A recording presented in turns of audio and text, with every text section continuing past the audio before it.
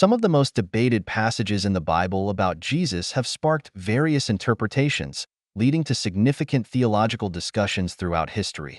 Let's explore a few of these passages and the different ways they have been understood. One of the most debated passages is John 1 verse 1, which states, "In the beginning was the Word, and the Word was with God, and the Word was God." This verse has been central to discussions about the divinity of Jesus. Traditional Christian interpretation holds that this passage affirms Jesus' divine nature, identifying him as the pre-existent Word, Logos, who was with God and is God. This has been foundational for the doctrine of the Trinity.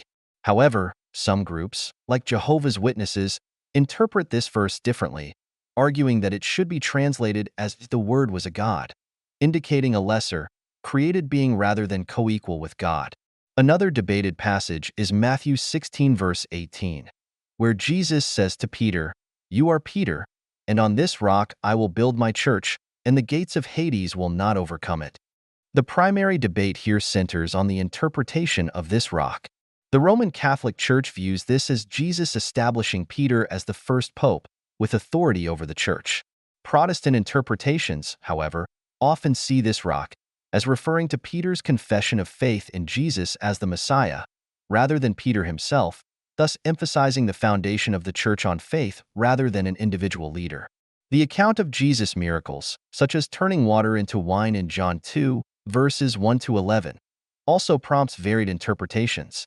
Traditional views see this as a literal miracle demonstrating Jesus' divine power and authority.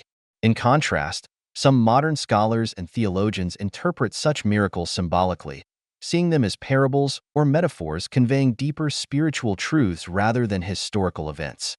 The resurrection accounts, particularly the empty tomb narratives in the Gospels, are another major area of debate. Traditional Christian belief holds that Jesus' resurrection was a literal, physical event, a cornerstone of Christian faith.